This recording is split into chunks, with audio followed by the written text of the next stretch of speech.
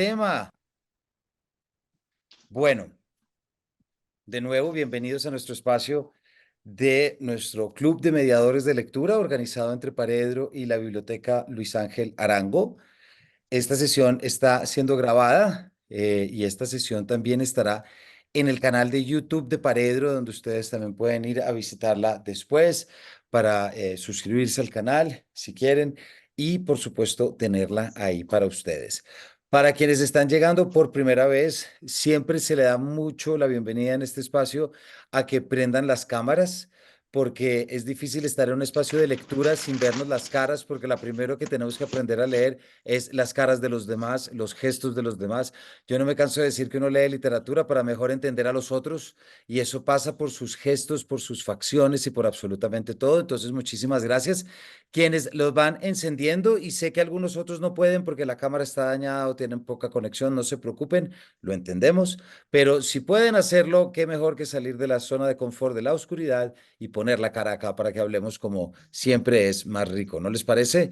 Entonces, por ahí, recuerden también que acá yo tendré abierto nuestro chat para que quien tenga problemas con micrófono.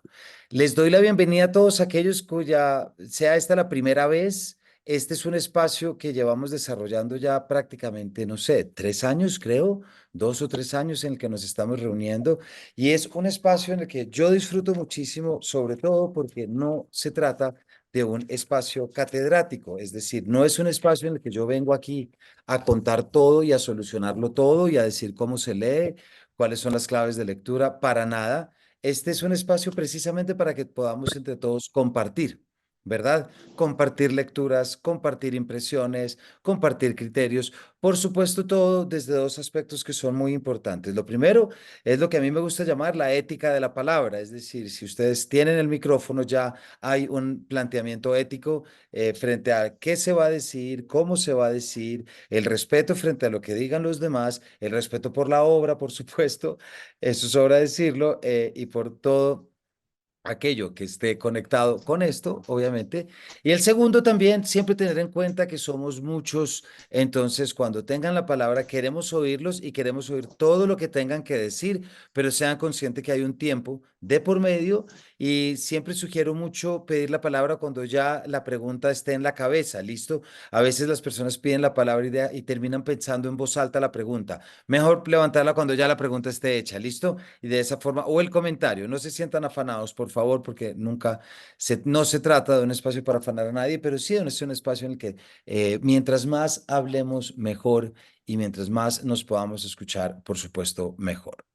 Mi nombre es Camilo Hoyos, creo que debía haber empezado por ahí. Entonces, les doy cálidamente la bienvenida a un capítulo en el que, díganme si no, es como uno hojear un álbum de fotos con una exnovia o con un exnovio, ¿no?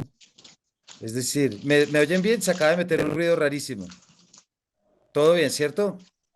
Sí, sí, Eh, señor. Nada más parecido que uno ver una foto que tuvo con una novia o con un novio con quien la pasó muy bien y empieza a revisar la relación, ¿cierto? ¿Será que sí era buena la relación? ¿Será que sí valía la pena? ¿Será que sí todas las cosas que puede generar? Pues bien, yo creo que esta pequeña novela nos ha generado tantas preguntas, tantas cuestiones desde todos los puntos de vista, ¿cierto? Se nos ha metido, ha habido titulares como que los hijos de García Márquez son unos traidores, que son unas palabritas que me parecen siempre muy duras, ¿no? Otras veces se hizo, ¿cómo no respetan la memoria de su difunto padre? Y uno dice, hombre, en verdad lo vamos a llevar hasta allá. Otros han dicho, no, fatal, fatal, es que no es bueno, es que no es un clásico. Y entonces uno dice, entonces, ¿solamente se pueden publicar clásicos? ¿Solamente esperamos de los grandes autores obras maestras perfectas y no les vamos a perdonar nada? Ni la edad, ni el rodamiento de sus frases, ni absolutamente nada. Fíjense que todo esto de alguna manera lo que plantea y lo que pone directamente es cómo leemos, cómo entendemos una obra literaria, qué esperamos de una publicación y sobre todo, qué hacemos con ese pequeño detalle que somos colombianos, tal como lo fue Gabriel García Márquez. Y sentimos esa idea como de pertenencia sobre la obra y, de nuevo, Es como la exnovia que de repente aparece, o el exnovio, o como lo querramos llamar, o lo que sea, pero que siempre nos pone a pensar un poquito en lo que tuvimos y en lo que pudo haber sido. De allí que se me ocurrió, y tal como quedó en el chat, eh, exactamente, Ángela, hay un término importante que tú acabas de sacar, los consumidores. Uno de los argumentos, por ejemplo, y esto lo mandé en un tweet y les juro que lo mandé cruzando los dedos diciendo, ¿quién sabe en qué berenjenal me voy a meter? Pero de todos los argumentos, más pendejo, el más tonto me ha parecido lo hacen por la plata. Es que los hijos de García Márquez es que no tienen ya plata, entonces están quebrados y no tienen cómo pagar sus cuentas. Entonces decidieron publicar un manuscrito pisoteando la memoria de su padre para ellos poder llegar a fin de mes. Hombre, hay una cantidad de cosas ahí que puede ser una ingenuidad muy grande, pero que por supuesto podemos poner acá y podemos charlarlo, porque este es un espacio seguro para que podamos charlarlo todo. Pero ese es el principal. Como puse en ese mismo tweet, como si los García Márquez fueran una banda de rock de los ochentas, que se quedaron sin plata porque ya se gastaron todo lo que consiguieron en ese álbum, en ese hit de los noventas y del 2000. Entonces se tienen que volver a unir porque esos sí que tienen deudas y entonces uno vuelve a ver sus grupos de antaño, sabiendo que están un poco, perdón la palabra, jodidos, pero uno dice, bueno, no importa, igual lo voy a pagar y los voy a ir a ver. Como si estuviéramos hablando de algo como esto, ¿cierto? Entonces ahí es donde yo siempre digo, listo, ¿en verdad la obra literaria de un García Márquez está sujeta a su valor económico? ¿En verdad será que ese es el principio que está detrás de esto? Entonces, por eso fue que en el chat que tenemos, empecé a barajar esta idea de decir, bueno, ¿por qué no generamos un espacio? Si todo el mundo está cuchicheando, si todo el mundo está sacando cosas, ¿cierto? Si todo el mundo está con su opinión, pues hagamos un espacio general en el que todo el mundo pueda hablar acerca de cómo se ha relacionado con la obra, ¿cierto? ¿Cómo la ha visto? ¿Cómo está? Porque lo que queremos hacer acá, y esto es lo que me interesa mucho que todos quienes están llegando por primera vez lo sepan, este es un espacio en el que lo hacemos es para compartir lecturas y para construir lecturas entre todos. Entonces, repito, yo no vengo a decirles los secretos de esta novela. Yo no vengo a decirles cómo se debe leer, qué es lo bueno y qué es lo malo. No.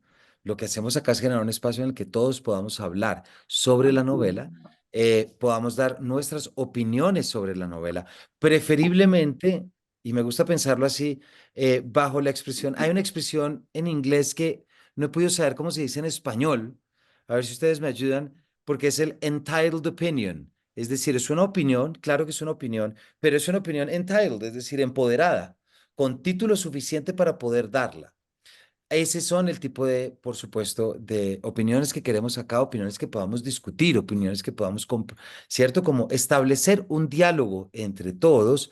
No se trata de convencernos entre todos, ¿listo? No se trata que alguien diga, no, no, no, es que ustedes están equivocados, esta novela en realidad es muy mala. O, ¿qué le pasa a ustedes? No sean ingratos. ¿Cómo no valoran esto como se debería valorar? Ninguna de esas dos funciona. Lo que sí funciona es que podamos traer, hay un micrófono abierto.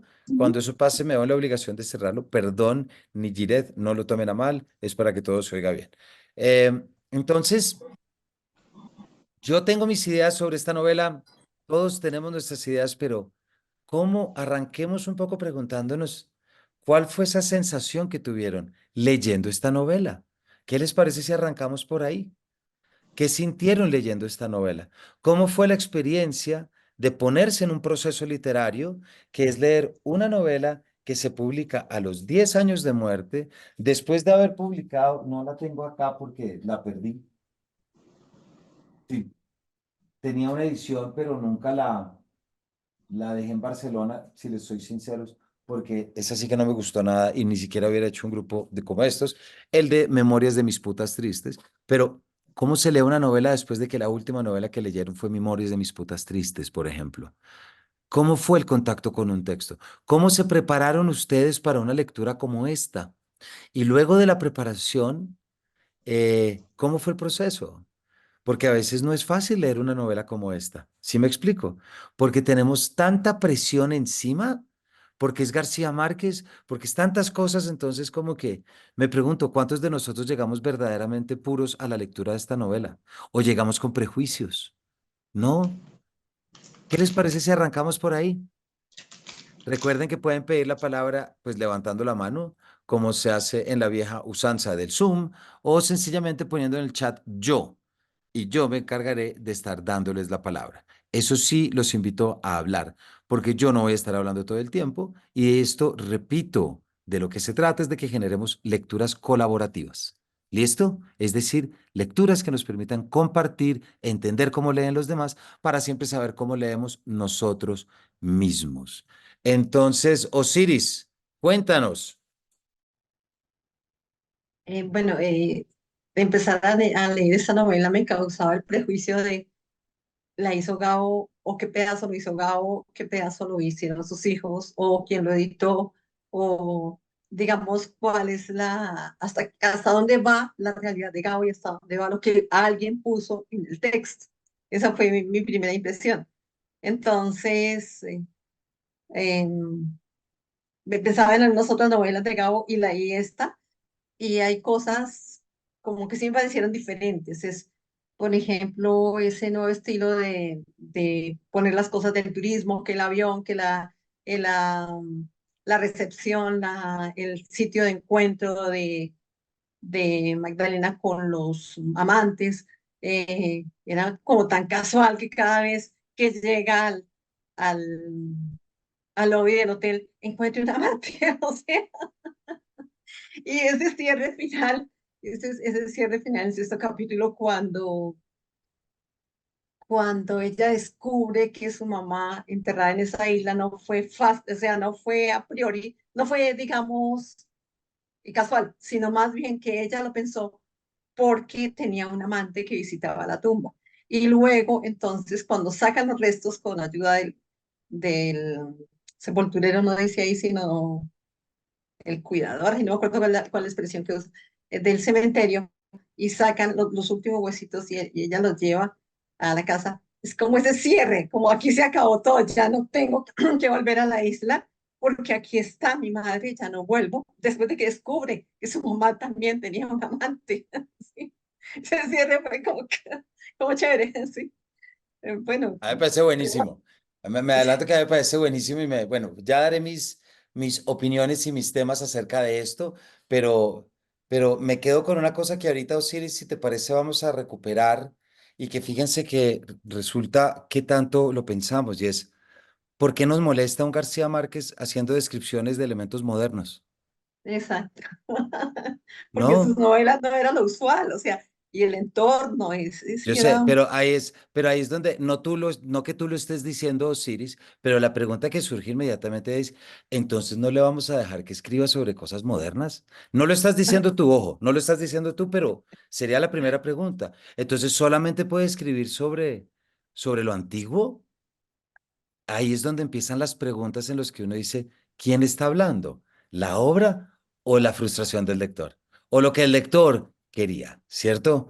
Osiris, muchísimas gracias. Aquí ya te voy a dar la palabra, Pili, pero aquí Jacqueline nos pone, nada más pude leer el primer capítulo del libro, es escrita por otros, muy descriptiva, no se goza, parece un rompecabezas, retazos.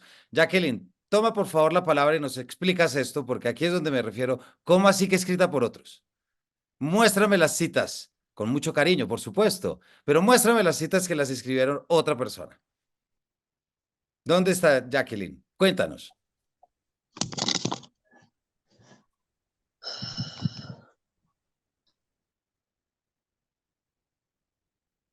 Yo no creo que haya sido escrita por otros. Arranco con esto. Y quiero decir ahorita, Pili, antes de coger, ya que Jacqueline, puedes tomar la palabra cuando quieras, por supuesto. Yo no creo que haya sido escrita por otros y me quiero remitir a una cosa para que tengamos claridad frente a esto.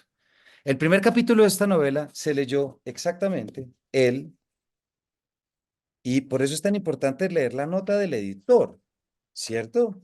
Pero fíjense, el primer capítulo de esta novela se leyó, un momentico que aquí se me confundió y no quiero equivocarme con las fechas. Como un cuento, seré yo. Se leyó como un cuento, pero la fecha se me perdió. Un momento. Ay, no puedo creerlo, Era hace tenía como acá. más de 20 años, posiblemente. Sí, es que esto es otra, y les voy a mostrar. ahorita una cosita, no puedo creer que ahorita justamente está. Cuando habla de Rosa Montero, Ana Magdalena Bach, listo, sí. El 1993. 18 de marzo de 1999, los lectores de Gabriel García Márquez recibieron la feliz noticia de que el Nobel colombiano trabajaba en un nuevo libro compuesto por 5 relatos autónomos, ¿cierto? En agosto nos vemos, se leyó como un primer cuento. El día, Semana Santa, o sea, más o menos debió haber sido hacia el 11 de marzo de 1999. Se leyó este primer capítulo en su totalidad. Y háganme el favor, esa escena, si no valía la pena estar ahí. La leyó con José Saramago sentado al lado. Díganme si uno no quería estar ahí sentado. Díganme si no. Y de repente uno pensando que va a venir García Márquez. Y de repente aparece Saramago. Hay un micrófono abierto. Perdónenme, voy aquí cerrando micrófonos. Y les voy a mostrar una pieza que la tengo acá. Denme un minutico que la tengo aquí en el cuarto y ya la traigo.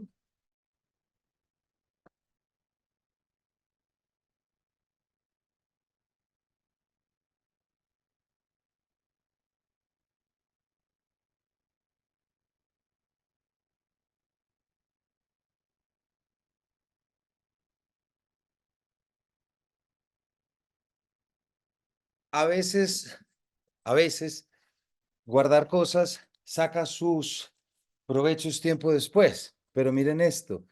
Esta es la revista Cambio, de la Cambio original en Colombia. Esta es la revista del 5 de abril de 1999. 5 de abril, estamos hablando prácticamente menos de un mes después de que la leyó en la Casa de las Américas. Y aquí se publica con todo su esplendor. En agosto nos vemos. Entonces esto no lo escribió alguien más. Lo que pasa es que estaba archivado. Lo que pasa es que estaba ahí. Pero esta novela está, y luego este prólogo, esta nota del editor de Cristóbal Pera, es de las piezas más importantes, me parece a mí, de la novela entera, porque es donde está explicando cuál es la historia de este manuscrito, cuál es la historia, cómo se hizo, y nos mete de lleno, fíjense, y ahorita seguramente vamos a llegar a algo de eso, pero nos mete de lleno en un tema importantísimo y es cómo manejamos el archivo. Hay una novela, por ejemplo, de Cortázar, yo no la tengo acá, no la tengo por lo menos sola, pero que es El examen. El examen de Julio Cortázar fue de las primeras novelas que él escribió y Aurora Bernardes se la encontró organizando los papeles después de la muerte, abrió un cajón y de repente había un sobre cerrado que decía El examen lista para publicar.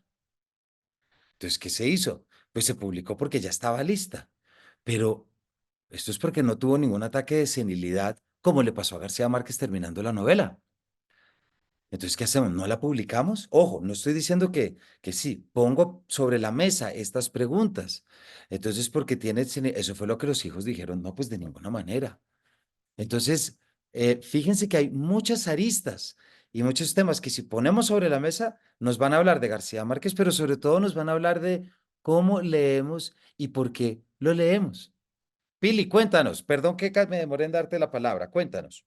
Tranquilo, Camilo. Primero, muchas gracias por generar este espacio. Yo, pues, quería oír otras opiniones porque yo tengo a García Márquez muy cerquita. Yo tengo un club de lectura dedicado a García Márquez y llevamos 13 meses leyéndolo, entonces todos los meses, pues, lo tengo ahí como en mi mesita de noche.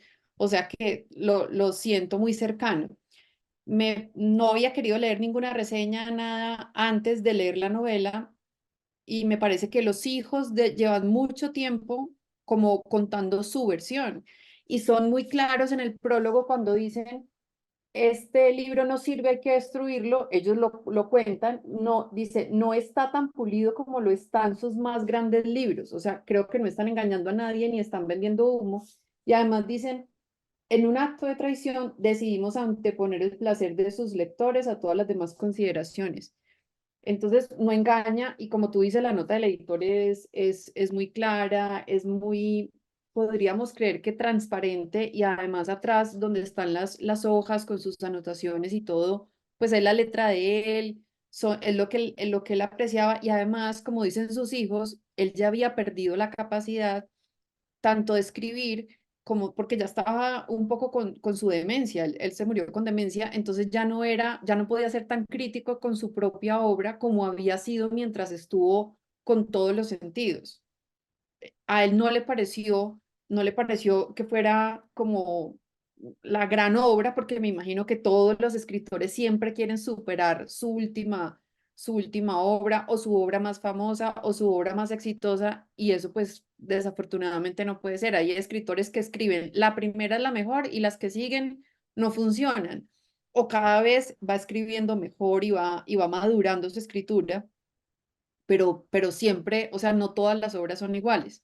Entonces, cuando yo la leí, además, al final dice que eran varios cuentos, por eso la gente, yo les recomiendo también que la vuelvan a leer, y sobre todo las personas que dicen que son retazos, es que en realidad eran varios cuentos que juntaron.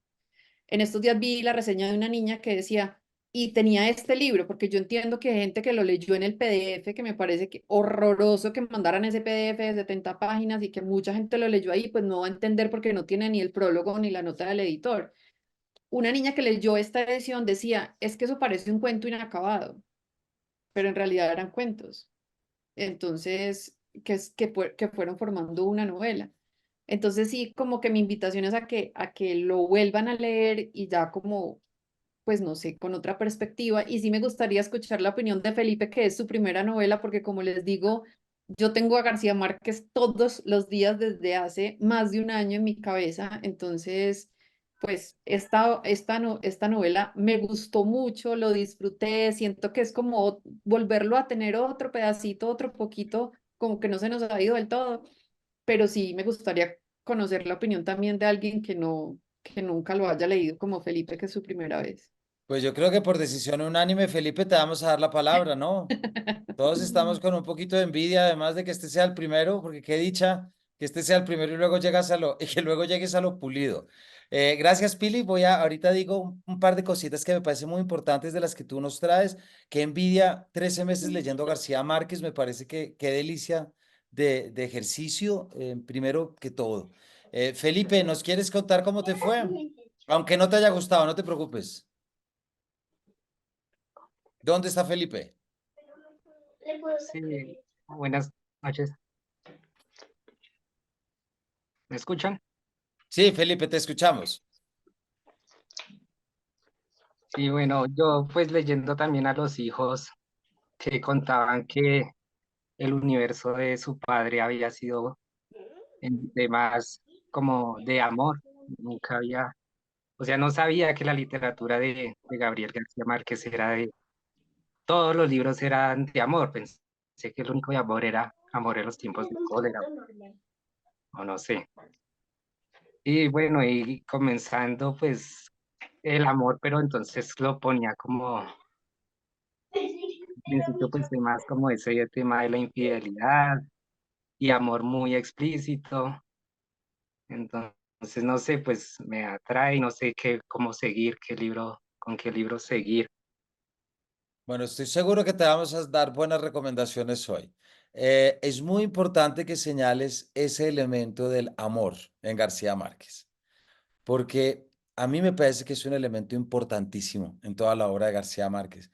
Mi libro de cabecera, y vivo feliz porque lo tengo acá en su primera edición, que es este barco amarillo, que es El amor en los tiempos del cólera. O sea, este libro me acompañó a mí toda la vida. En la casa era el de mis papás yo no sé si se lo llevaron o qué, hasta que al día siguiente que se murió García Márquez me fui para el centro del libro, ¿se acuerdan? Aquí en Bogotá, en la 17 con cuarta, 17 con séptima, y me compré todos los libros de García Márquez en las ediciones que yo había conocido de toda la vida, porque dije, va a llegar random y se va a reeditar todo y yo quiero quedarme como con lo que recuerdo de siempre, y este es uno de estos. Felipe, este libro es lo más precioso que hay. Este es un libro que uno puede hacer un ejercicio de abrirlo en cualquier página y señalar cualquier línea y lo lee y es una frase perfecta. Hagamos el experimento. Miren, acá lo tengo, confíen en mí. Alguien dígame ya. Alguien, Ya, cualquiera.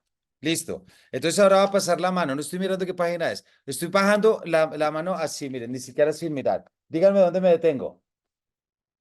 ya, Listo. Esa y tantas otras a lo largo de tantos años eran imágenes efímeras que se le aparecían de pronto a Florentino Ariza, cuando le daba la gana al azar, y volvían a desaparecer del mismo modo, dejando en su corazón una trilla de ansiedad. Pero marcaban la pauta de su vida, pues él había conocido la sevicia del tiempo, no tanto en carne propia como en los cambios imperceptibles que notaba en Fermina Daza cada vez que la veía. Y podemos seguir haciéndolo todo el tiempo. Y les juro que va a tener razón. ¿Y cómo sale este libro a la vida, Felipe? Pues obviamente, esta es la gran obra, pero hay un elemento que más adelante vamos a tocar, pero fíjense que en los ochentas, ¿ustedes aquí escuchan boleros o han escuchado boleros alguna vez en la vida? Ya es un territorio en el que estamos, ¿no? Yo hace poquito estaba contando que me acuerdo que cogí un carro, nosotros tenemos finca en el eje cafetero, me monté en el carro, alguna novia me había terminado, yo debía estar en tercero o cuarto de primaria, un poco precoz, no importa, pero alguna novia me había botado, me monté en ese carro con el corazón destruido y yo no sé, mi mamá y mis papás pusieron boleros todo el camino, yo llegué a Pereira y no tenía razón de vivir. O sea, yo no quería seguir viviendo, decía, no vale la pena nada. O sea, el bolero es lo más duro que hay en la vida. Y García Márquez estuvo trabajando en los ochentas con Armando Manzanero, el clan bolerista. Y el plan que tenían los dos era escribir un bolero. Manzanero ponía la música y luego García Márquez ponía la letra. Y busquen en el Centro Gabo, si quieren ahorita lo buscamos, pero si quieren adelantarse, en el Centro Gabo pongan en Google citas o ideas de García Márquez sobre el bolero. Todas están recogidas en el Centro Gao. Son 7 u 8 publicaciones. Y ustedes se encuentran con las vainas más impresionantes de García Márquez hablando de el bolero, ¿no? Y el bolero es amor puro. O sea, él dice, si el bolero hace que los amantes se quieran un poquito más. Y si logra eso, ya es bueno. Cosas como estas, ¿no? Entonces, ¿qué pasó? El bolero con Manzanero nunca salió. Entonces ahí él dijo, miércoles, no pude escribir el bolero, me va a tocar escribir una novela. Y salió El amor en los tiempos del color. Porque tiene todo el elemento. Pero claro, en agosto nos vemos, estamos hablando de un García Márquez que está ya senil, con demencia, Pili, como tú ya lo estabas diciendo ahorita. Entonces, claro, y retomo esta frase tan importante que dicen los padres, los hijos en el prólogo. La memoria es a la vez mi materia prima y mi herramienta. Sin ella no hay nada. Entonces, claro, pues cuando publica esto está en las últimas y en las últimas digo desde una postura biológica humana, ¿verdad? Pero cuando está escribiendo este libro se publica, esta primera edición es del 80, debe ser del 84, es el primer libro después del premio Nobel. Primera edición, miren, tengo una primera edición, no lo puedo creer. Wow, me acabo de 1985. O sea, García Márquez está con 60 años prácticamente. 58, 60 años. Está en la flor de la juventud y está en la época más madura para el amor, también podríamos decirlo así. Y fíjense lo curioso, ¿cuántos años tiene Ana Magdalena Bach? 48, 50. O sea, Sí. entre este narrador y este autor y este personaje hay apenas 8 años, pero hay prácticamente 30 años de distancia en la escritura. Entonces, el amor es algo que se respira en todo y sí que se respira en esto. Dos cositas rápidas que, Pili, sobre cosas que tú dijiste que no quiero dejar y para darte la palabra, Camila.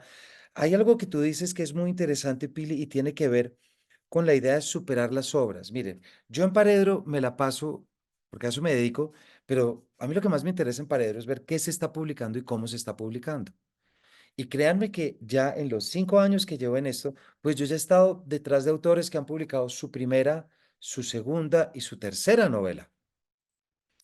Y hay dos formas de lectura. Hay una lectura en la que uno se da cuenta que se publica una novela y se sigue con la vida.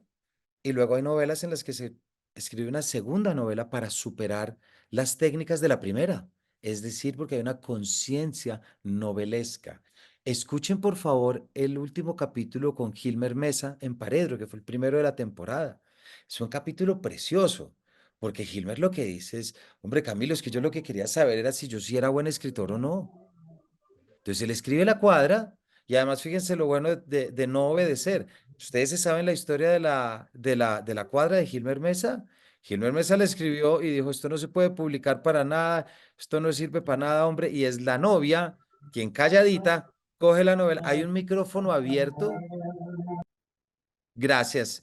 Entonces, la novia coge la novela y se la manda a un concurso de la Cámara de Medellín y termina ganando. Hágame el favor si le hubiera hecho caso. ¿Sí o no? O sea que a veces desobedecer trae lo bueno, ¿no? Y él dice, claro, escribí la cuadra, yo ya leía, luego de la cuadra viene ¿cuál? Las Travesías, que es una novela mucho más larga y es una novela de generaciones. Ya no es el personaje, sino ya son las tres generaciones que están entrando. Y luego ya es Aranjuez que se concentra en el padre.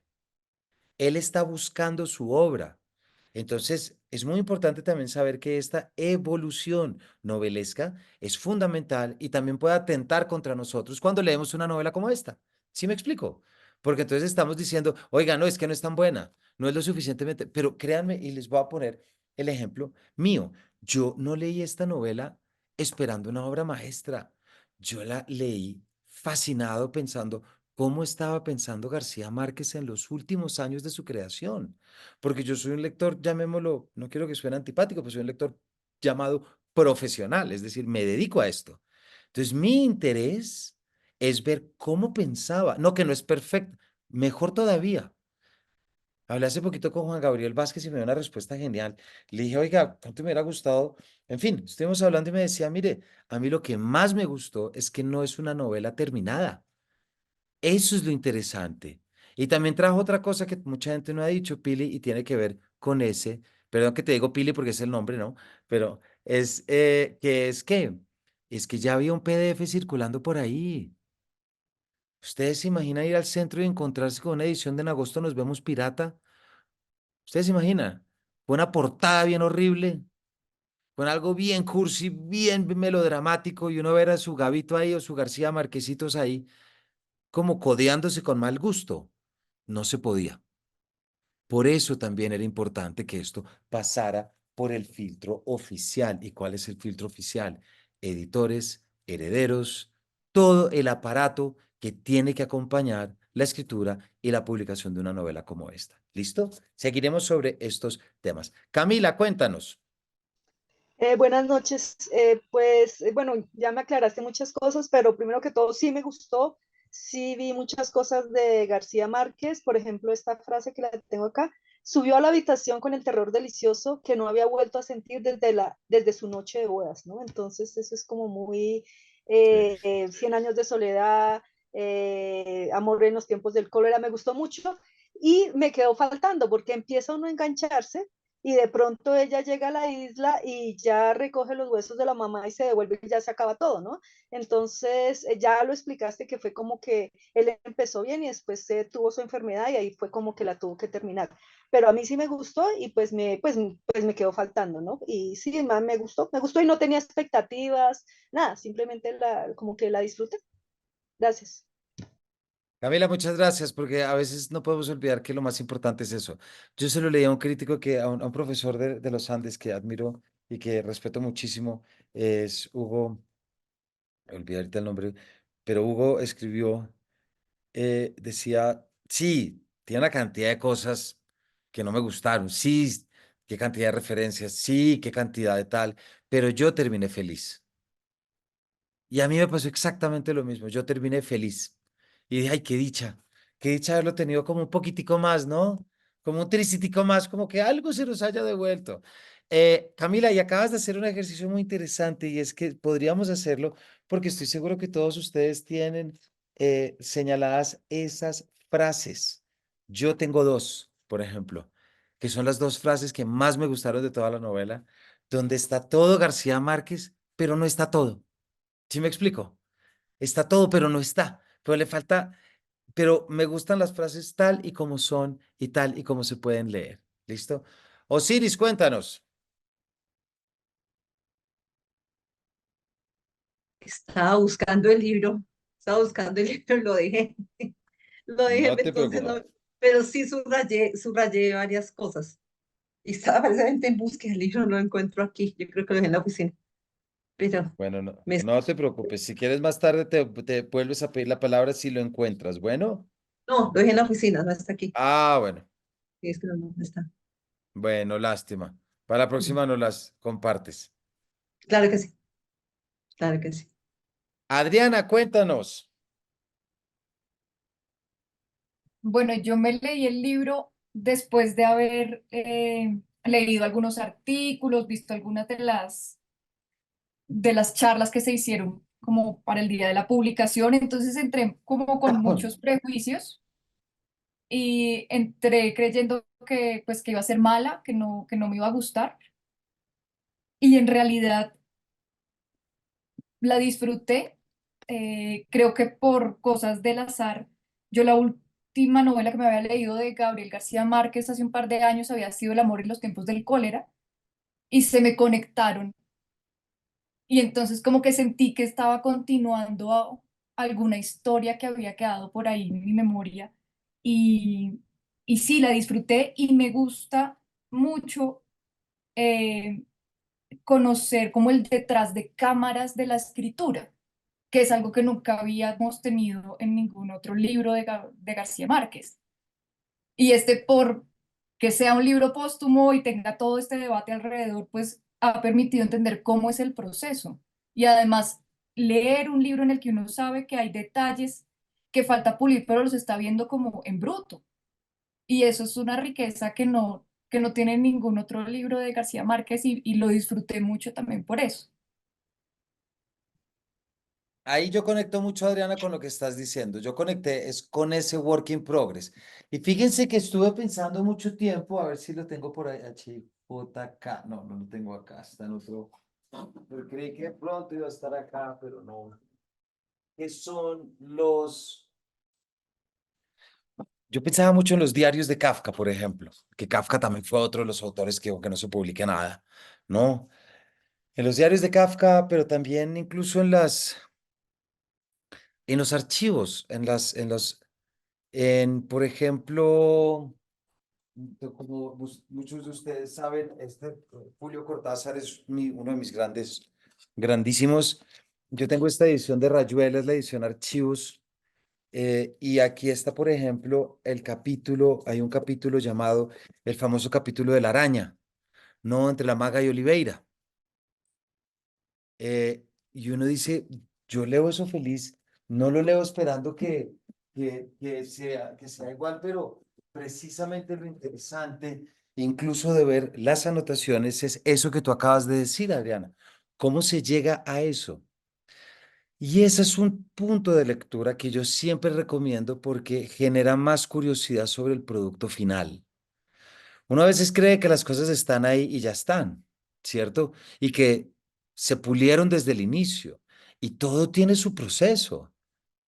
Fíjense que es musicalmente hablando, es como cuando uno oye la versión de estudio de alguna canción, oye la maqueta de una canción. Es increíble ver las maquetas de las canciones. Las maquetas es la primer acercamiento en crudo prácticamente, ¿no? Y en el que uno empieza a darse cuenta que la canción final, la que a uno le gusta, ya está metida en esa primera canción. ¿Sí me explico? Pero no está del todo. Pero ahí está metida. Ahí está metida, ahí ya está haciendo ruido, ahí ya está llamando a las cosas interesantes. Claro, que si vas a quedarte con esa versión y no con la final, seguramente no. Seguramente tu corazón va a seguir estando con la final. Pero poder despertar sospechas y preguntas sobre procesos de escritura, a mí me parece que es grandioso. Antes de darte la palabra, Diana, solamente voy a leer una de esas frases y las vamos votando por ahí. Pero, y me conecta con algo, Diana, que se me estaba pasando porque ya te voy a decir. Se jabonaban, estoy en la página 42.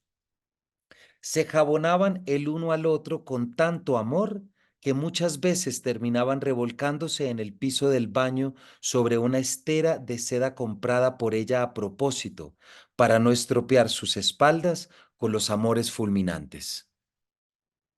¡Pum! Ahí está. Nadie más es capaz de escribir esa frase, aunque sea una frase inconclusa y no pulida. Y esa es otra cosa que nos pasa, que García Márquez incluso 80%, es mucho más que muchos otros autores en 150%. Y eso también nos pone a pensar. Y hay una cosa, Adriana, perdona que lo iba a decir y ya te doy la palabra, Diana, y es esto.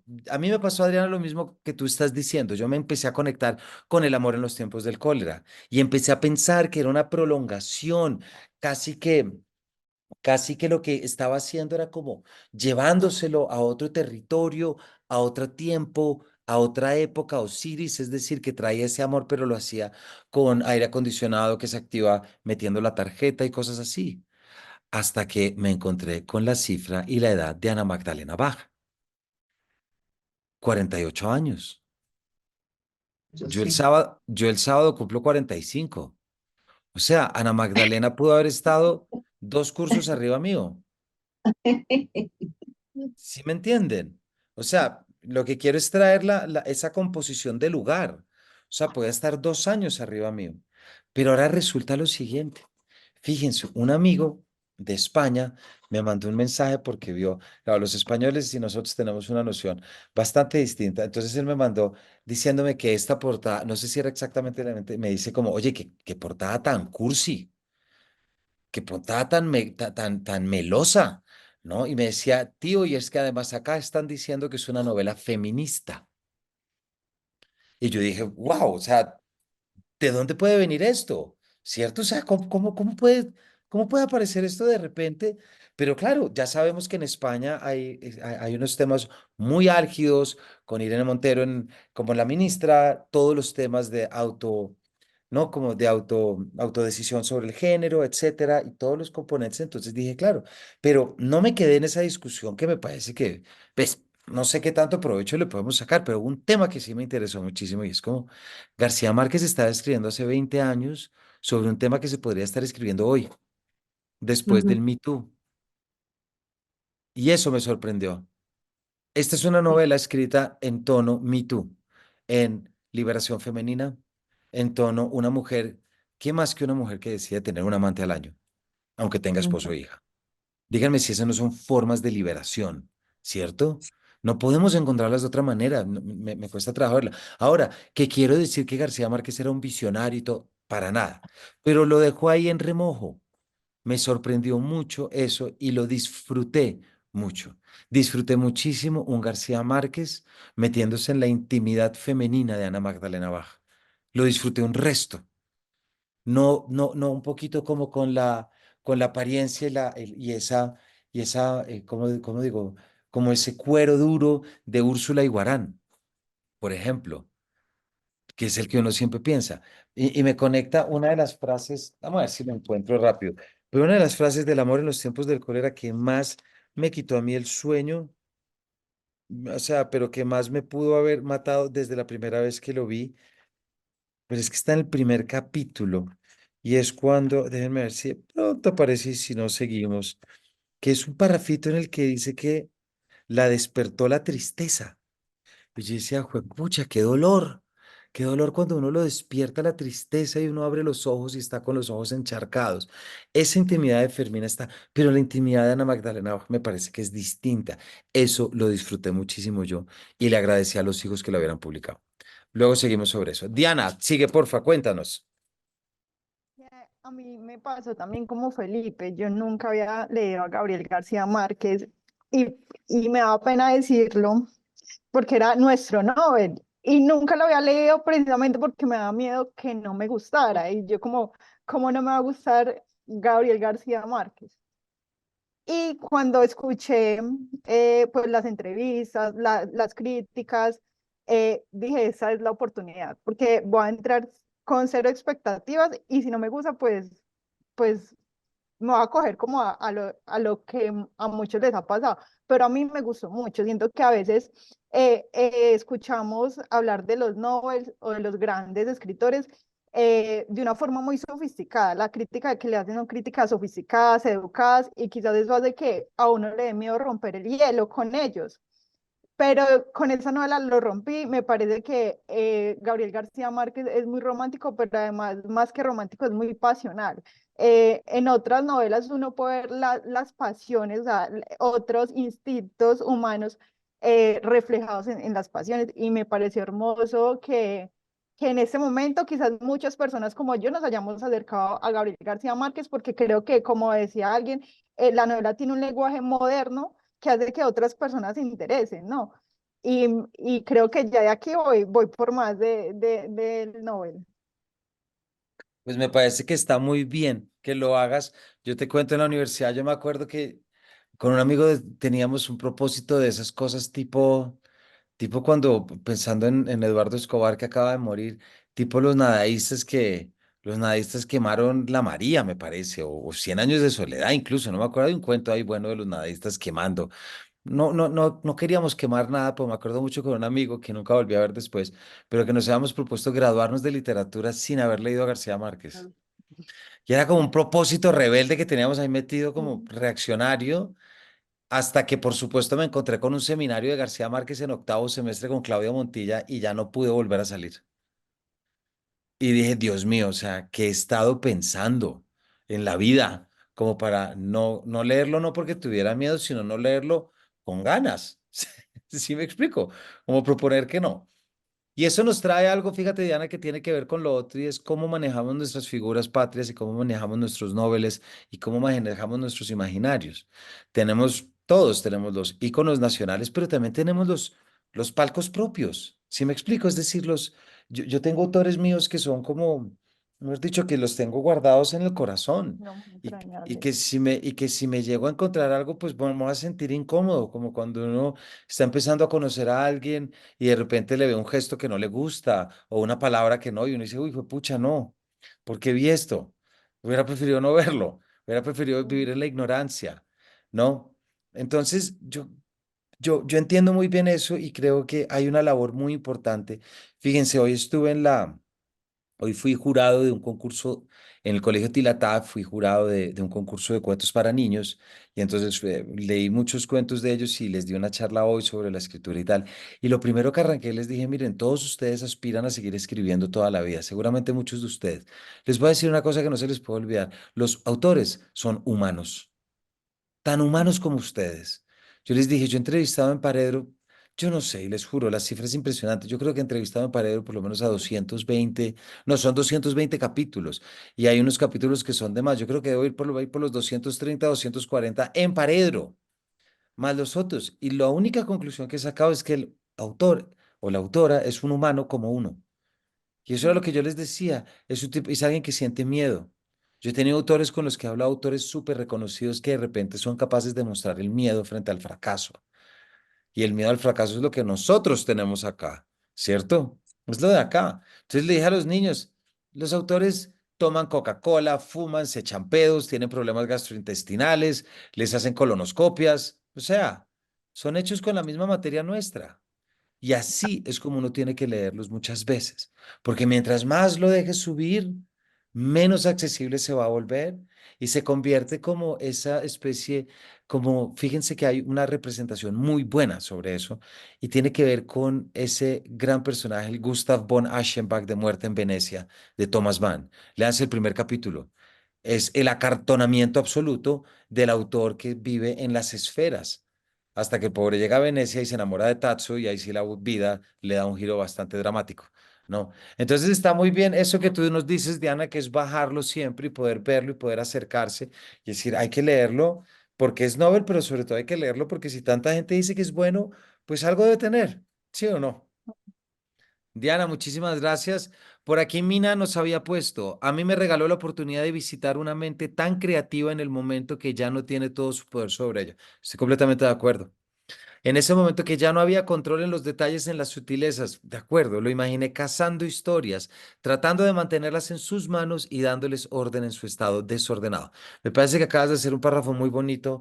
Mina, tiene mucho que ver. Se me acaba de venir la imagen de Mauricio Babilonia y las mariposas amarillas, ¿no? Es como intentando atrapar esas mariposas todo el tiempo para poder escribir la historia.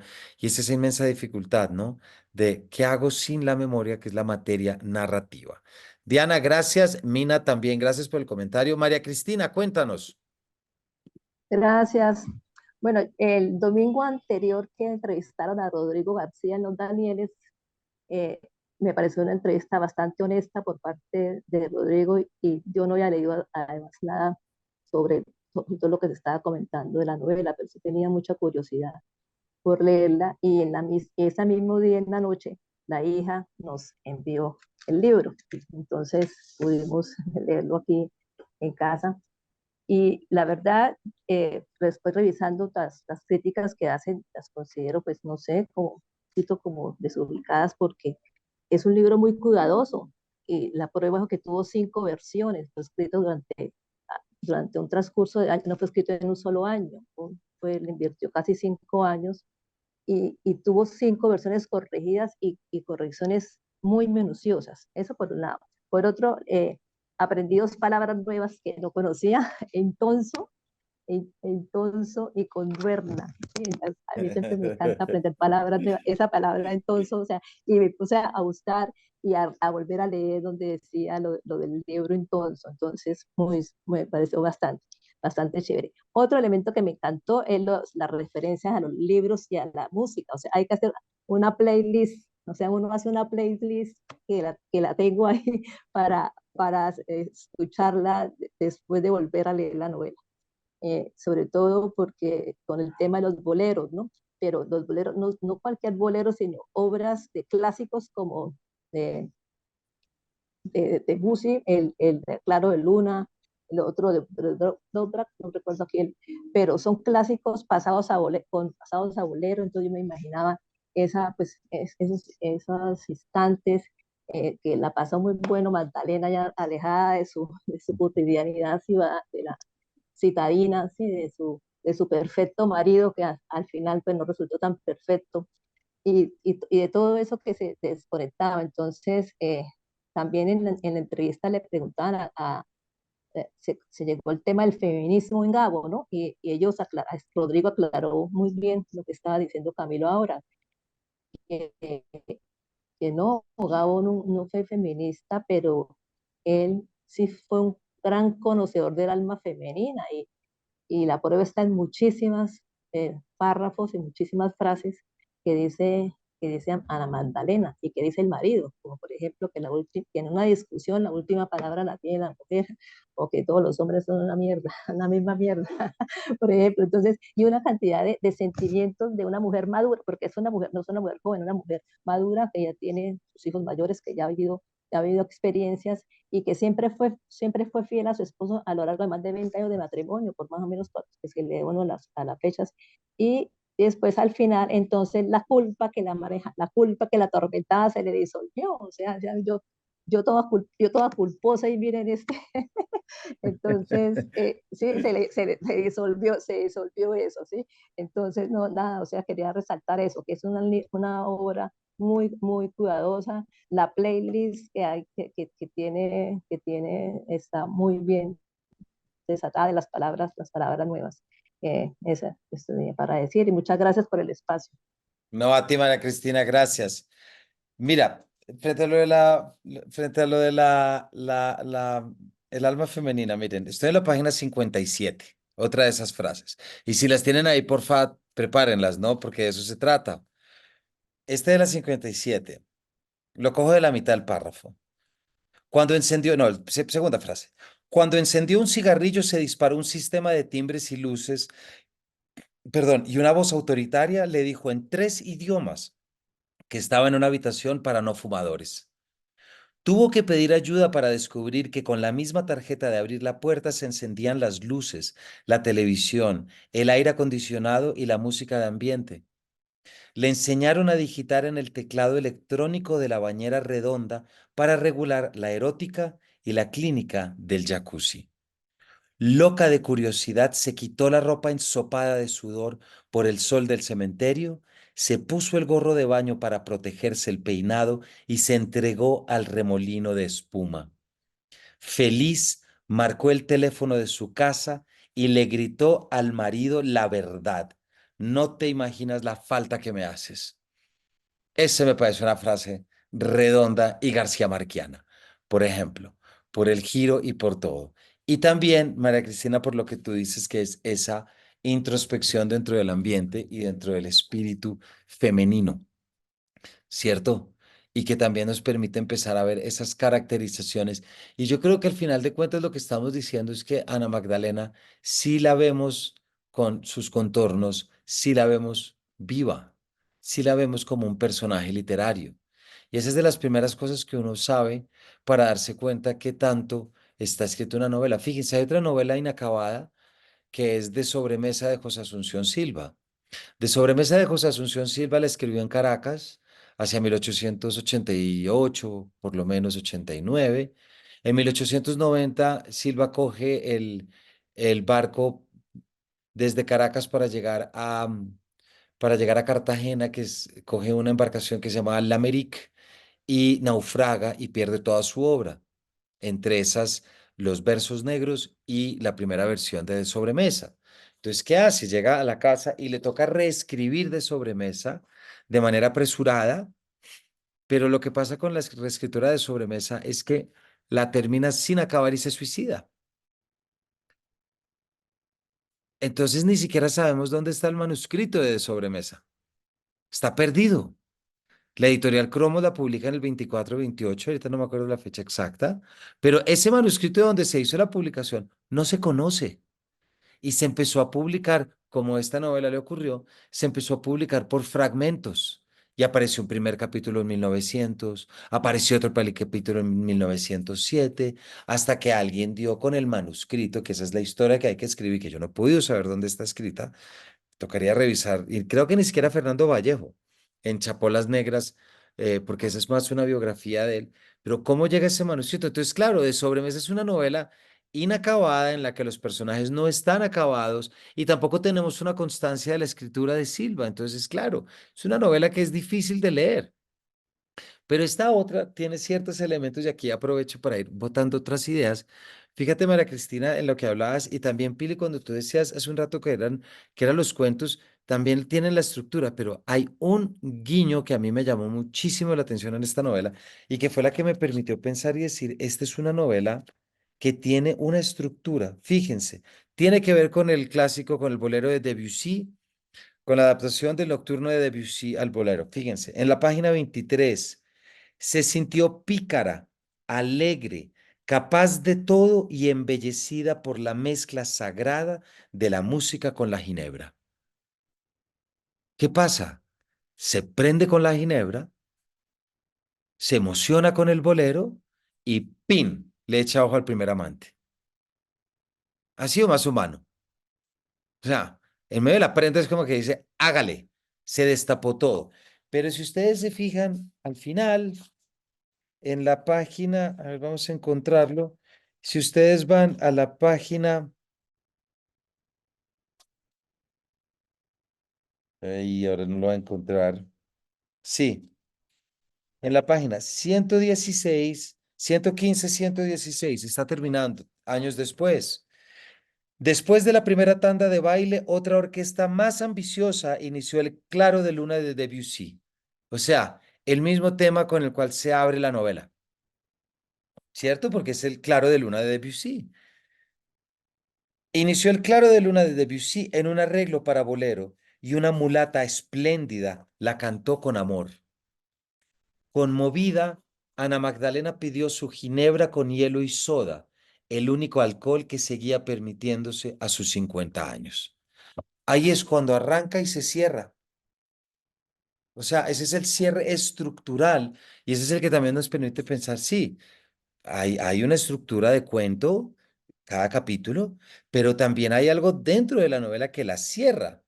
Y a mí como lector me interesa siempre ver esos elementos estructurales que nos permiten ver una obra que tanto está pensada como una unidad, ¿verdad?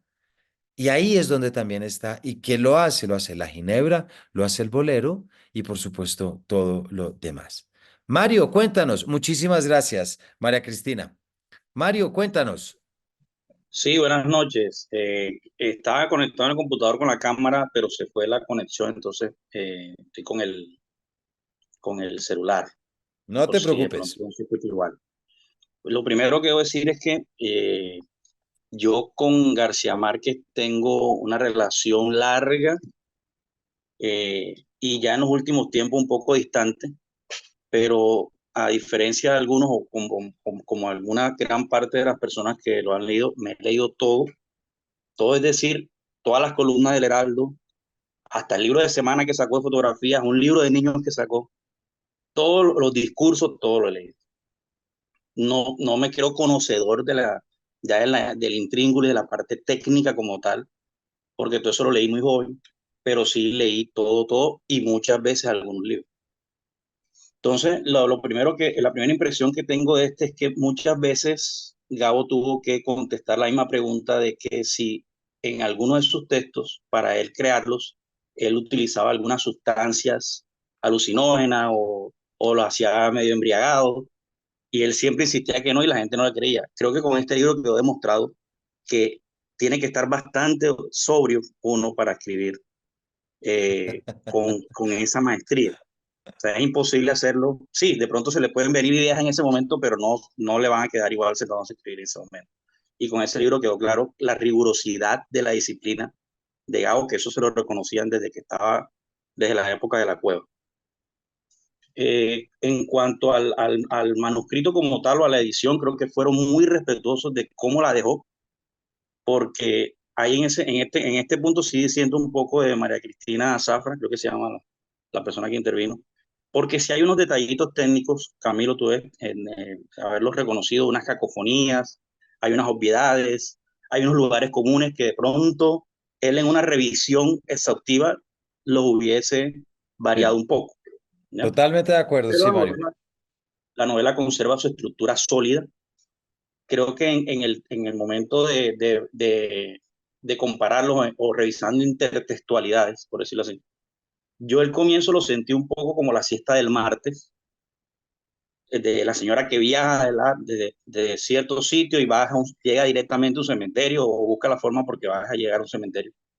Y por ejemplo, en la escena que yo también me acordé mucho, en la escena que tú resaltaste de la estera, a mí me recuerda mucho el cuento de El mar del tiempo perdido, las escenas esas de amor, también en las escenas de amor de Este pueblo del ladrón. Y creo que la intertextualidad de este libro va más que todo con los cuentos de esa época. Me da esa impresión. Eh, Como conclusión, podríamos decir que, no sé si han escuchado esa frase de Valdano, al que les interesa el fútbol, que hablaba de Messi, como que Messi juega bien aunque juegue mal. Yo diría que García Márquez escribe bien hasta cuando escribe mal. Entonces, en esta que no fue como lo mejor, ahí le salió de mejor calidad que muchas otras novelas que se han escrito en el tiempo que él estuvo dormido. Muy bien, Mario, Esa es mi gracias. opinión. Me Listo. acordé una vez yo le oí decir a Valdano, hablando de Messi, que decía que Messi era un exagerado. Y esa era su forma de definir su talento futbolístico. Decía, es que es un exagerado. García Márquez siempre ha sido un exagerado, desde esa misma perspectiva. Y cuando no lo ves exagerado, algo sale, pero alguien no exagerado es alguien normal, digo, la conexión. Entonces conecto muchísimo contigo. Y fíjate que nos dejas también un código y una pista muy interesante, que es el de cómo se vincula esto con los cuentos, ¿no? Volviendo a lo que ya decíamos ahorita de la naturaleza más corta y de cuento de esta novela, puede también establecerse un diálogo muy interesante con toda la narrativa de los cuentos y desde esa misma narrativa poder observar cómo ocurre y todo. Fíjense que lo que vamos dando con esto y cada uno trayéndolo es como cuáles son esas herramientas y elementos que podemos utilizar para mejor disfrutar la novela. Y eso es muy rico, abrirle los brazos. Por ejemplo, yo conecté muchísimo cuando entendí que esta novela era en realidad un bolero y que uno está acostumbrado a buscar vallenatos en García Márquez, ¿cierto? Pero esto es un bolero y tiene la estética del bolero y tiene el empalagamiento del bolero. Y si a uno no le gusta un bolero, pues esta novela no le va a gustar. Reconociendo, por supuesto, Mario, algo que tú traes que es muy importante y no podemos ignorar. Sí tiene cacofonías, sí tiene repeticiones, sí tiene una cantidad de cosas. Hugo Hernán Ramírez, como les decía, este profesor la señala muy bien en ese post que yo le leí, decía, tiene demasiadas referencias, demasiado no sé qué, y uno se pregunta tal, pero no importa. No importa, es García Márquez. Y no es como que te vamos a apartar todo, no, ya hay cosas acá que nos permite hacer ese reconocimiento. Fíjense, Adriana había puesto aquí otra, hay dos frases, una de Adriana y otra de Pili que traigo. Página 30. Ella se apresuró a cerrarla y en el mediodía instantáneo de otro relámpago vio la laguna encrespada y a través de la lluvia vio la luna inmensa en el horizonte y las garzas azules aleteando sin aire en la borrasca. Ahí está, ¿no?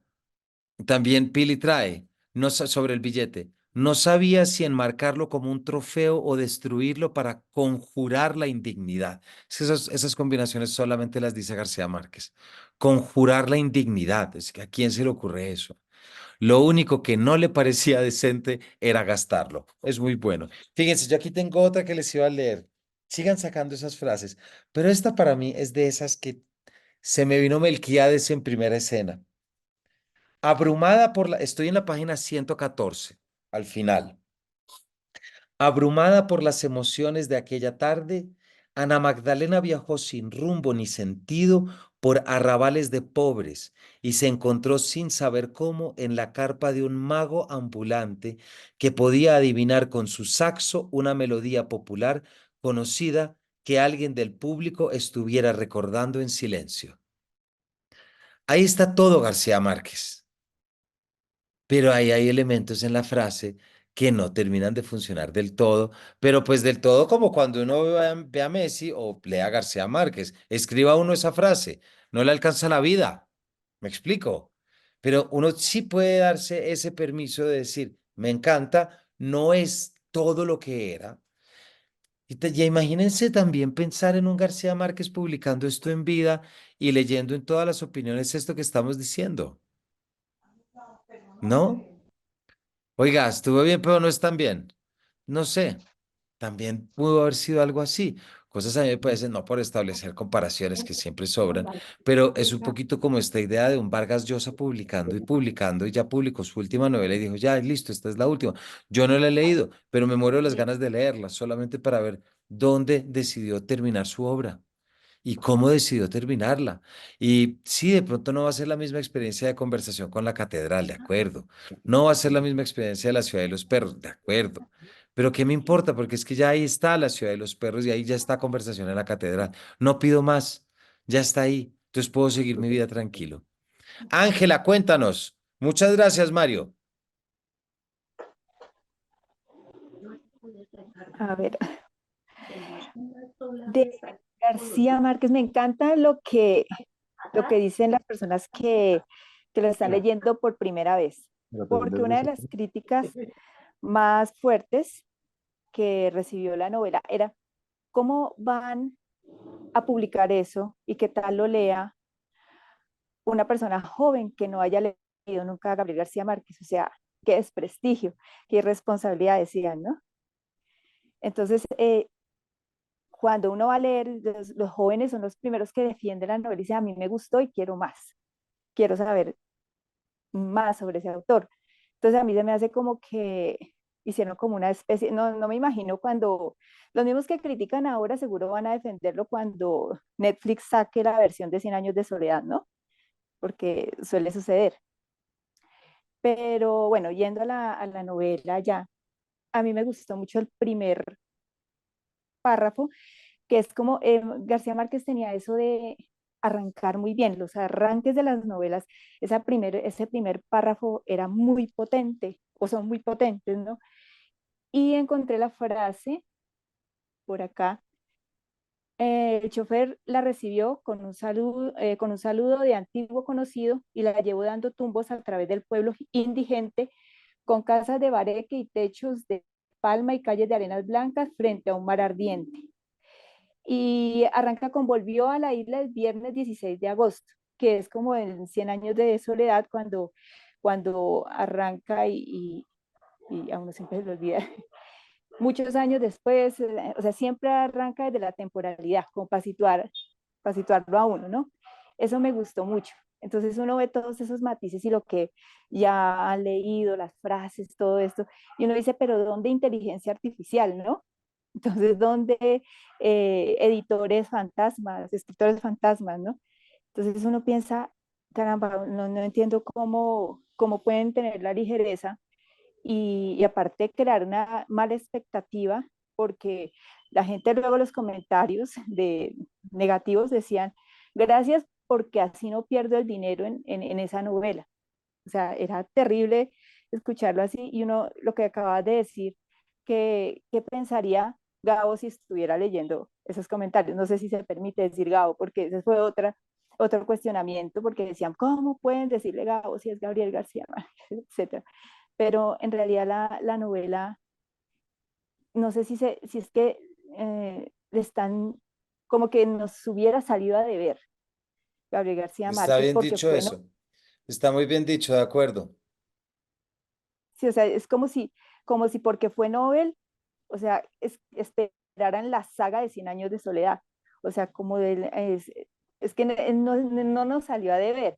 Antes nosotros estamos debiéndole una gratitud y yo digo que una novela póstuma, un, eh, una obra póstuma, viene a ser como el encuentro con ese amigo que tú no ves hace mucho tiempo y lo vuelves a ver y entonces tú criticas, no, qué pereza de amigo, yo ya no lo quiero volver a ver porque no es el mismo que yo conocí, pero la vida lo ha cambiado y etcétera. Eso no se lo perdonaron y ya sobra decir pues todo el cuento de que el marketing y que no sé qué y que los hijos, todo esto. Pero para mí es eh, un detonante para quienes no lo conocían y una forma de ver cómo se está consumiendo la literatura en este momento. Que incluso la gente decía, yo quiero que me devuelvan el dinero de lo que tiene ese libro, o Sí. perdí 2 horas de mi vida leyéndolo. No, O sí, sea, uno ya decía, es.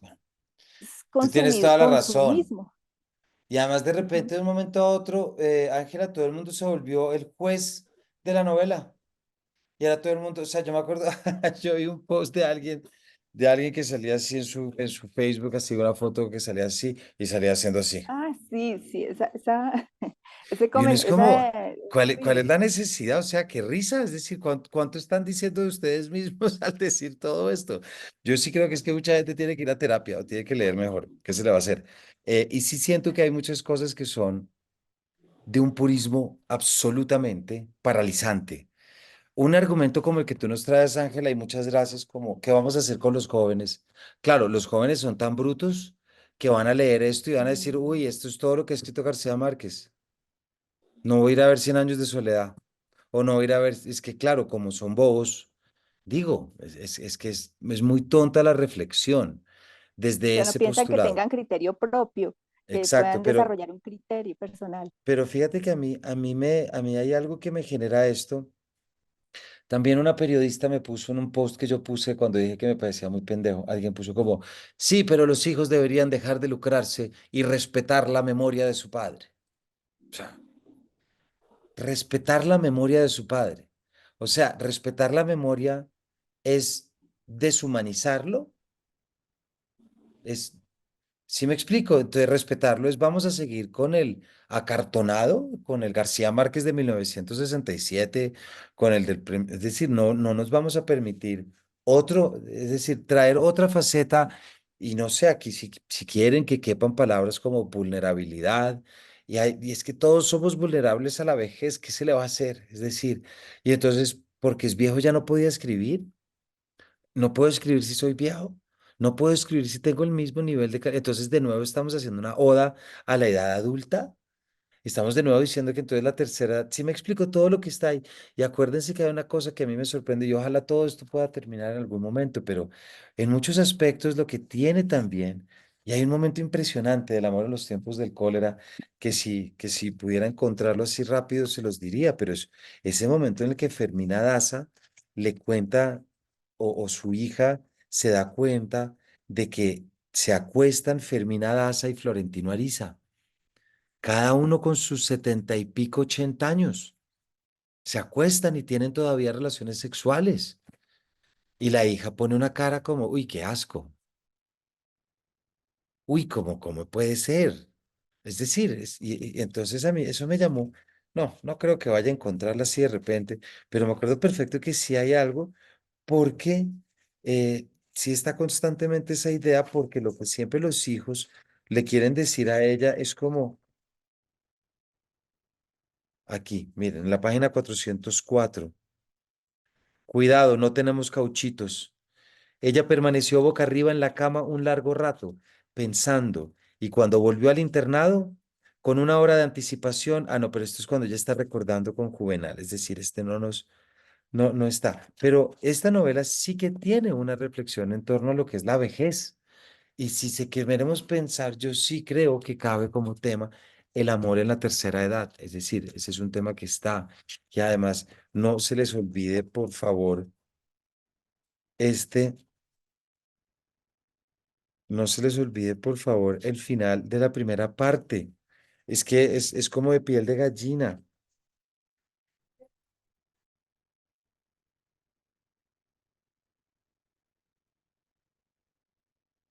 que es cuando ella en la primera noche, Florentino Ariza se le acerca. Acá. Hay dos finales que son el final del primero y el final del segundo. Mira, el final de la primera parte, que es precioso. Esta es toda la parte en la que está ella todavía digiriendo la muerte de su esposo Juvenal Urbino. Y entonces termina la primera parte de la novela.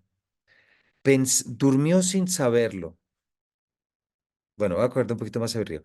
Abrumada por la pesadumbre, le rogó a Dios que le mandara la muerte esta noche durante el sueño. Y con esa ilusión se acostó, descalza pero vestida, y se durmió al instante. Durmió sin saberlo, pero sabiendo que continuaba viva en el sueño, que le sobraba la mitad de la cama, y que yacía de costado en la orilla izquierda, como siempre, pero que le hacía falta el contrapeso del otro cuerpo en la otra orilla. Pensando dormida, pensó que nunca más podría dormir así, y empezó a sollozar dormida, y durmió sollozando sin cambiar de posición en su orilla, hasta mucho después de que acabaron de cantar los gallos y la despertó el sol indeseable de la mañana sin él. Solo entonces se dio cuenta de que había dormido mucho sin morir, sollozando en el sueño, y que mientras dormía sollozando, pensaba más en Florentino Ariza que en el esposo muerto. Y uno ahí dice, pucha, ¿cómo así? No. Y entonces uno dice, ¿hace cuánto? Vayan al final de la segunda parte. 2 días después, al término de una disputa con su madre, Florentino, la noche de la muerte del velorio, recuerdan, Florentino Ariza se le acerca a Fermina Daza y le dice, vengo a prometerle de nuevo mi promesa de amor eterno como le hice entonces.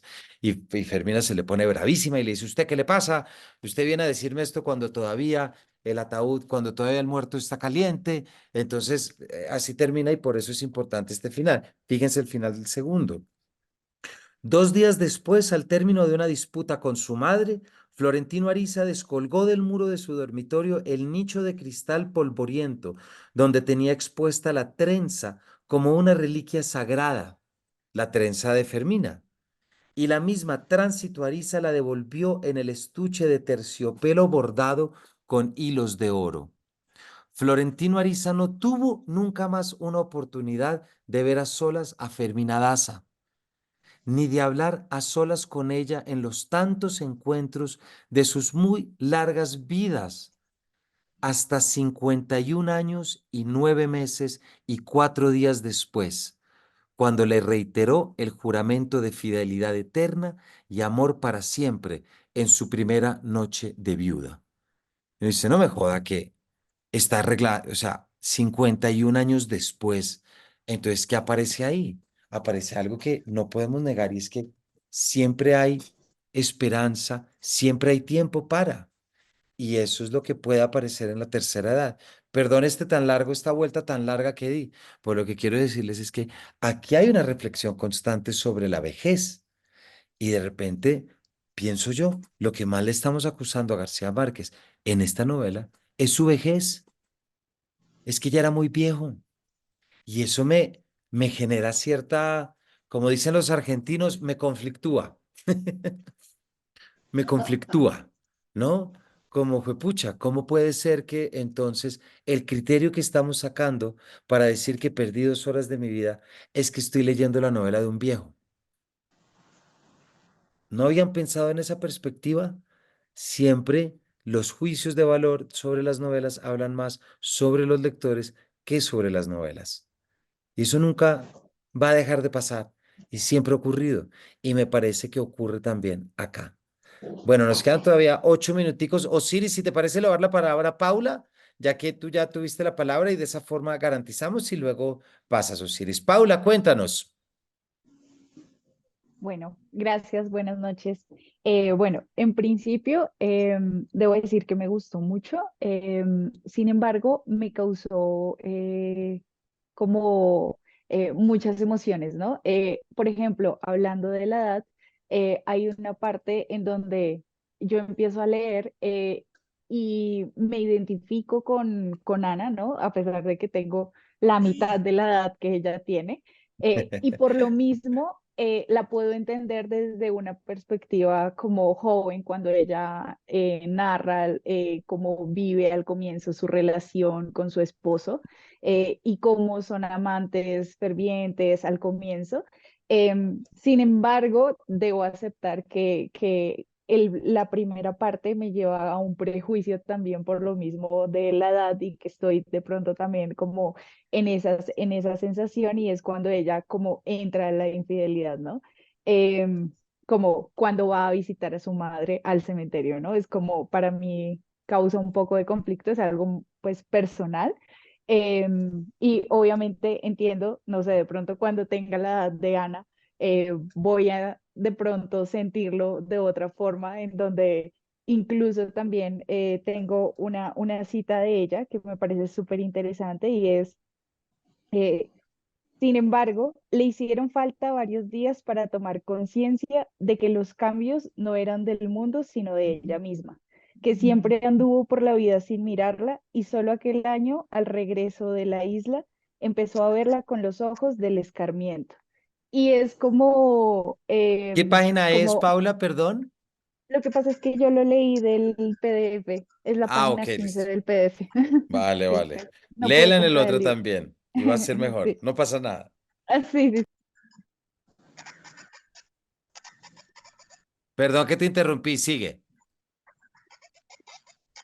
Se te cerró el micrófono. Ah, perdón, ahí, ya. Dale. Tranquila. Y siento que también al hablar de la edad, eh,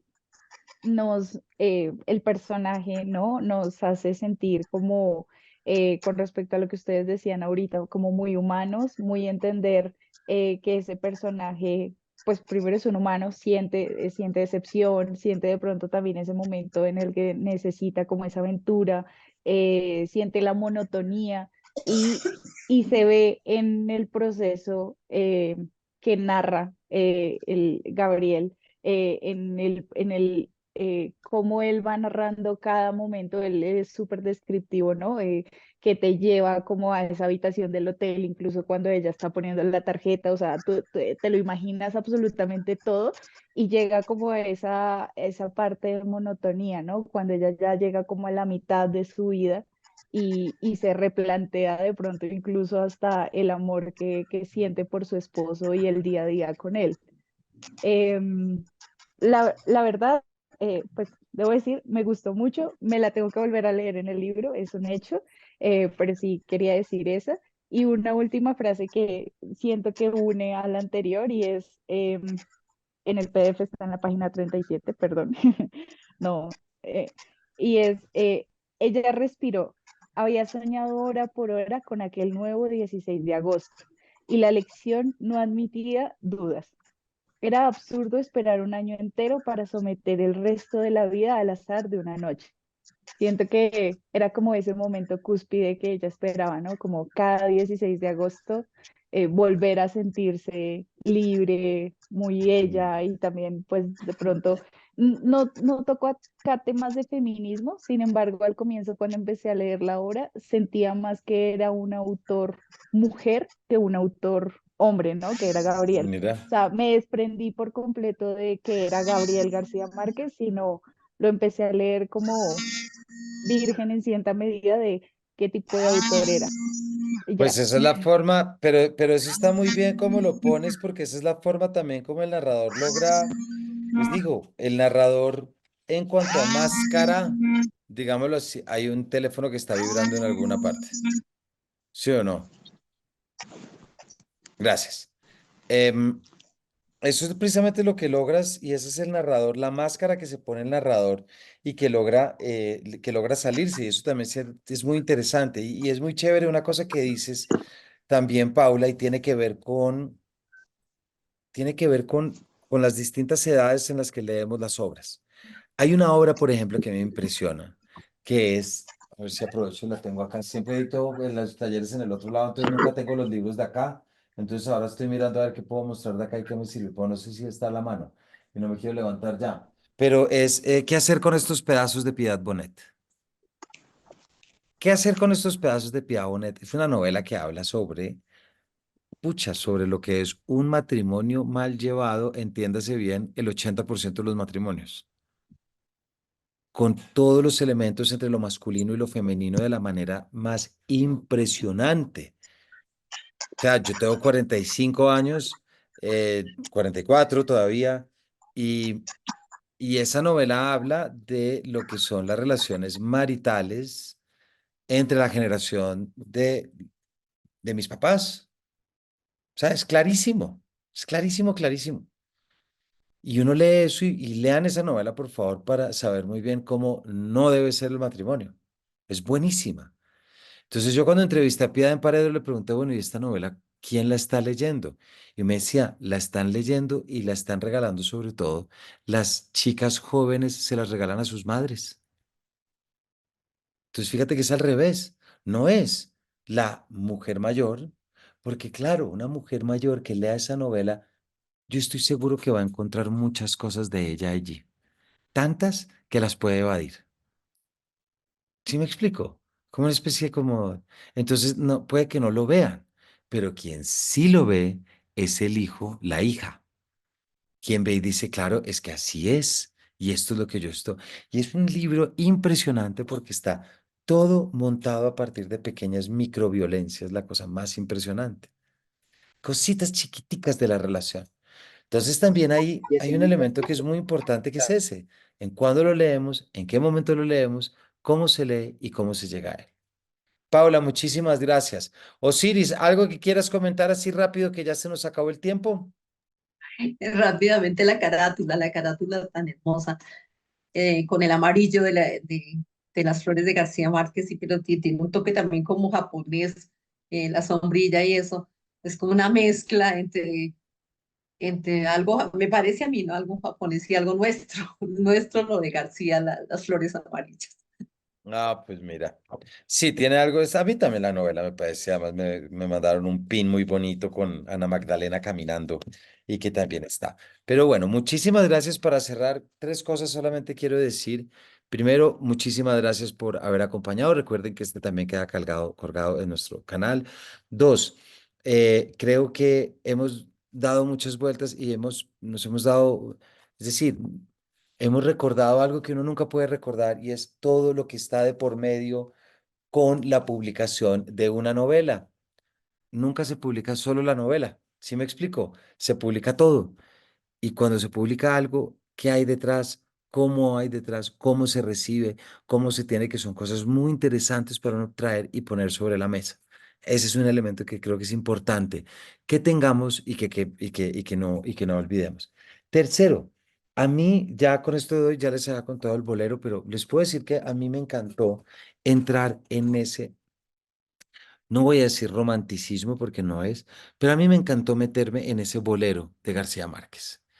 Y si me apuran, puede que si tiene algo de novela rosa, puede tenerlo. Y me encanta leer una novela rosa de García Márquez. Me encanta. Es decir, me parece que tiene todo el derecho en serlo, sí con cosas por hacer, sí con todo, lo que quieran, de acuerdo. Pero, pero yo como lector le encontré tantas cosas que al final me dejaron terminar tranquilo, contento y sobre todo agradecido con que esta novela se publicó. Y como que nos regalaron este último como soplo así tan interesante que puede resultar tan chévere. Por último, les cuento que más o menos en 15 días desde Paredro vamos a ofrecer ya un club de lectura de esta novela. Vamos a estar 3 sesiones ya ahora sí concentrados en estructura, texto. Vamos a estar como visitando cosas puntuales. Eso también aparecerá en las redes para quien quiera estar y quien quiera acompañar, por supuesto, en esas estaremos. Nos dice Mina, es que hay que leerla con amor, el mismo amor con que él nos compartió sus historias. Mi primera novela que leí fue 100 años de soledad por pretensión a mis 15 años y me cambió el alma y la visión de esta vida. No, pues me puedo imaginar, Mina. Hoy, a la misma edad de Ana Magdalena, leo su última novela con todo el amor y la calma de esos años y solo puedo sentir su abrazo comprensivo. Muy bonito, Mina. Muchísimas gracias por ese cierre. Y bueno, lo dejamos por acá. Recuerden que nos vemos. Nuestra próxima sesión es ¿cuándo? Abril 25. Jueves 25 de abril nos vemos de nuevo a las 6 de la tarde y a través del chat estaremos compartiendo la lectura. Seguramente volveremos ya luego de esta experiencia de contención y trabajo grupal, porque siempre es importante estas cosas. Volveremos con otros textos, pero bueno, era importante pasar por acá. Muchas gracias a todos. Espero que la hayan disfrutado y nos volvemos a ver por acá en un mes. ¿Listo? Ah, bueno, y muy pendientes que el Gracias. próximo capítulo de Paredro es sobre Mónica Ojeda, chamanes eléctricos en la fiesta del sol. Estén muy pendientes para el sábado. ¿Listo? Chao. Chao. Muchas gracias, Camilo. Gracias, Camilo. A Muchas gracias. ustedes. Muchas gracias, Camilo. Gracias. Gracias.